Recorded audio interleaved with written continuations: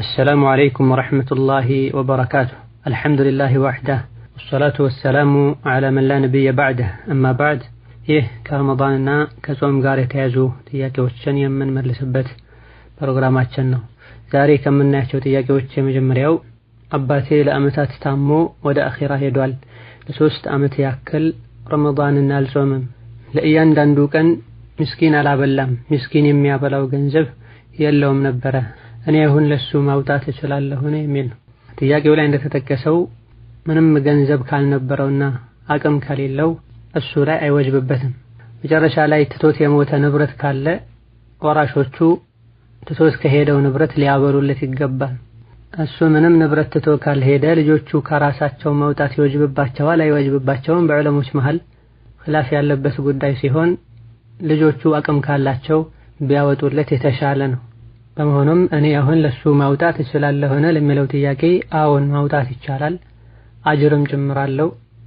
ወላጅንም ከመንከባከብና ከማስደሰት ይቆጠራል። ለስኳር በሽታ መርፌ መወጋት ጾምን ያበላሻል የሚል ነው። ምግብን የማይተኩ መርፌዎች ማናቸውም ጾምን አያበላሹም። ሆኖም ለስኳር ህመም የሚወሰደውን ሌሎችንም መርፌዎች ወደ ማታ ማዘግየት ከተቻለ ጥሩ። በቀኑ ክፍለ ጊዜ መውሰዱ የግድ ከሆነ መውሰድ ይቻላል፣ ጾምን አያፈርስም።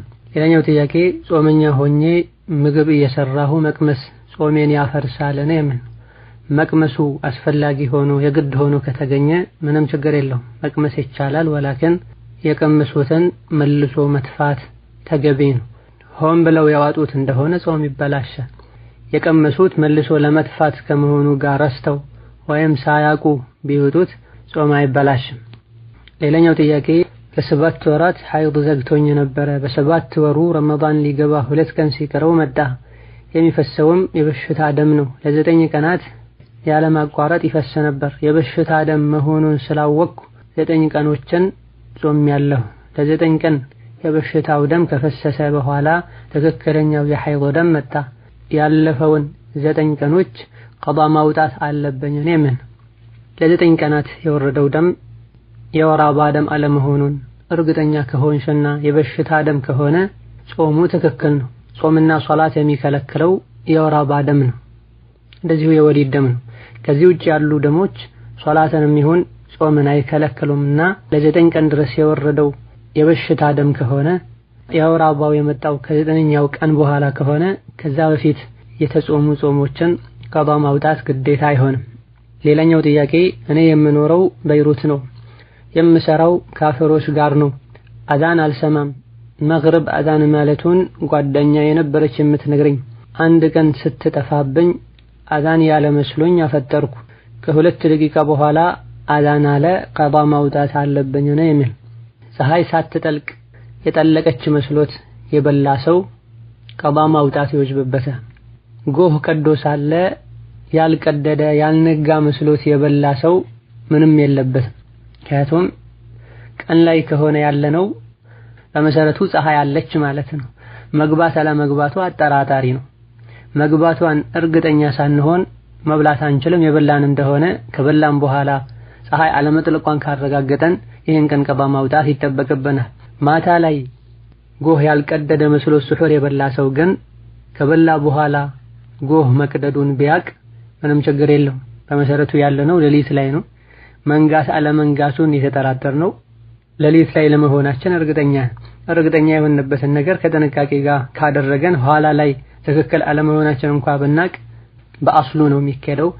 ከነጋ በኋላ ያልነጋ መስሎት የበላ ሰው ምንም የለበትም። ፀሐይ ሳትጠልቅ የጠለቀች መስሎት የበላ ሰው ከበላ በኋላ ካወቀ ያን ቀን ቀዷ ማውጣት ይኖርበታል። እንደ አይነት አጋጣሚዎች ላይ የሶላት ወቅት መግባቱን የሚያሳውቁ ሰዓቶችን ጭኖ መጠቀም ይቻላል። ምንም አማራጭ እንኳን ከጠፋ ሀገሩ ላይ ከተማው ላይ የሚኖሩ ሰዎችን የሶላት ወቅት ፀሐይ መጥለቋን አዛን መባሉን ደውሎ መጠየቅ ይጠበቅብናል። ይሄን ሁሉ የምንለው ፀሐይ መጥለቅ አለመጥለቋን ወደ ፀሐይ መጥለቂያ አካባቢ ወደ ምዕራብ በማየት መጥለቋን ማረጋገጥ የምንችልበት ሁኔታ ከሌለ።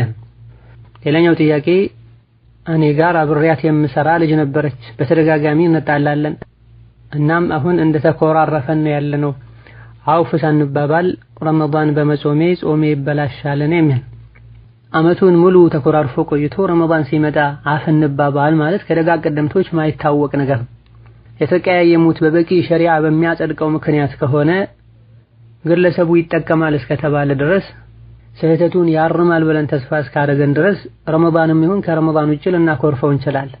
ለዲን ብሎ ለአላህ ብሎ ማኩረፍ ይቻላል። የዒባዳም አይነት ነው።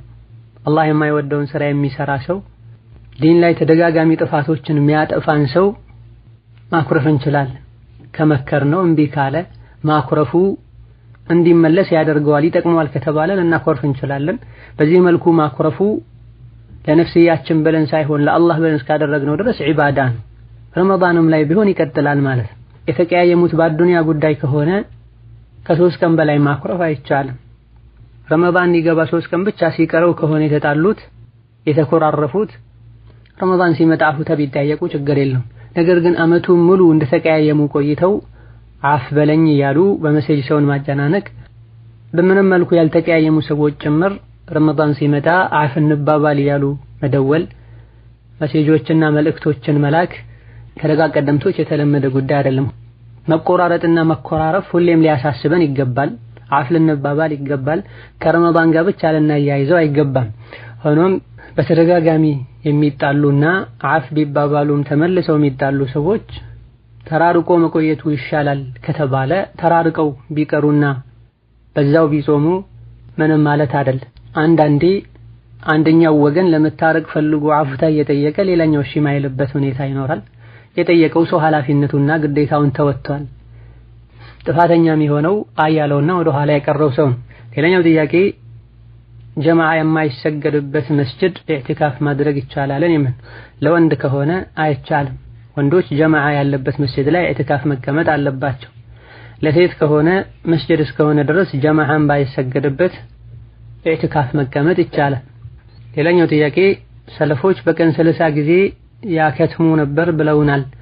እኔ ገና የቁርአን ተማሪ ነኝ። ሙራጃዓ ማድረግ ስላለብኝ በተደጋጋሚ ላላከትም እችላለሁ። ሙራጃዓው አይታሰብልኝም የሚል ጥያቄ ነው። ሰለፎች በቀን 30 ጊዜ ያከትሙ ነበር አይደለም የተባለ። ከደጋ ቀደምቶች በረመዳን ውስጥ 30 ጊዜ የሚያከትሙ ነበሩን የተባለ። አማ በቀን 30 ጊዜ ቁርአን ማክተም የማይታሰብ ነገር ነው። በወሩም ቢሆን 30 ጊዜ ማክተም ደጋ ቀደምቶች ሙሉ በሙሉ ሁሉም ያደርጉት የነበረ ተግባር አይደለም። ከደጋ ቀደምቶች መሃል በወሩ 60 ጊዜ የሚያከትሙ ነዓም ነበሩ። ሌሎቹ የገረላቸውን ያክል ደጋግሞ የሚያከትሙ ነበሩ። ነብዩ አለይሂ ሰላቱ ወሰላም ከ3 ቀን ባነሰ ጊዜ ቁርአንን ያከተመ ሰው ቁርአንን ሊረዳው አይችልም ብለዋልና ከ3 ቀን ባነሰ ጊዜ ቁርአን ማክተም አይቻልም። ረመዳኑን ቢሆን ቢበዛ በቀን 10 ጁዝ እየተቀራ ቁርአንን በ3 ቀን ነው ማክተም ያለብን ያሉ ዑለሞችም አሉ። ሌሎች የተከበሩ ወቅቶች ላይ ከሆነ እንደ ረመዳን፣ የተከበሩ ቦታዎች ላይ ከሆነ እንደ መካና መዲና ቁርአንን ከ3 ቀን ባነሰ ጊዜ ደጋግመው ቢያከትሙ ችግር የለውም ብላ።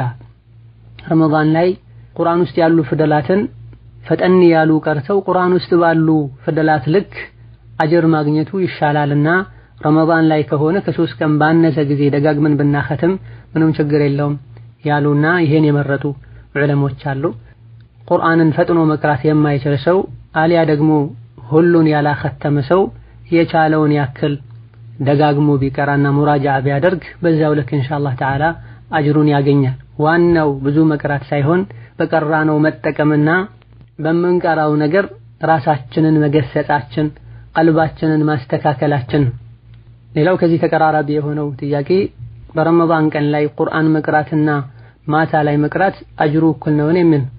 ማታ ላይ መቅራቱ የተሻለ ነው እንላለን። ቀልብ ስለሚሰበሰብ ለኢኽላስም ስለሚረዳ። ማንኛውም ወቅት ላይ መቅራት ራሱን የቻለ አጅር አለው። ቀን ላይ ቅሩ ማታ ላይ አትቅሩ የሚል ነገር የለም። ማታ ግን መቅራቱ ለቻለ ሰው የተሻለ ነው፣ በላጭ ነው። ሌላኛው ሶላት በምሰግድበት ጊዜ የሐፈዝኩትን እየቀራሁ ሲጠፋብኝ እሱን ትቼ ሌላ ሱራ ብቀራ እንዴት ይታያል? ምንም ችግር የለውም ይቻላል። የሚቀሩትን ካጡ ዝም ብሎ ሩኩዕ መውረድም ይቻላል። የጀመሩት ሱራ ከተምታታና መቀጠል ካልቻሉ ሌላ ሱራ ቀርቶ ወደ ሩኩዕ መውረድም ይቻላል። ሌላው ለሶላት በምንነየትበት ጊዜ ነወይቱ ሶሊ ሶላተን ማለት እንዴት ይታያል? ይህ ቢድዓ ነው። ነብዩም ይሁን ሱሐቦቻቸውም ይሁን ደጋግ ቀደምቶች የማያውቁት ተግባር ነው። ኢማሙ ነወዊ ረሕመቱላሂ ዐለይህ አንየቱ መሐሉሃ አልቀልቡ ቢልኢትፋቅ ብላ ሌሎችም ዑለሞች ይህን ጠቅሰዋል። የኒያ ቦታው ልብ ነው። ይህም ላይ ዑለሞች ይስማማሉ ብለዋል። ከዛ በኋላ ነው በልብ ነየቱን በምላስ መግለጽ ሱና ነው አይደለም የሚል ኺላፍ ኋላ ላይ የመጡ ዑለሞች ዘንድ የተነሳው እንጂ ነብዩም ይሁን ሱሐቦች ሶላት ሲሰግዱ ነወይቱ ኡሰሊ፣ ጾም ሲጾሙ ነወይቱ አን አሱመ ብለው የሚናገሩት ነገር አልነበረም።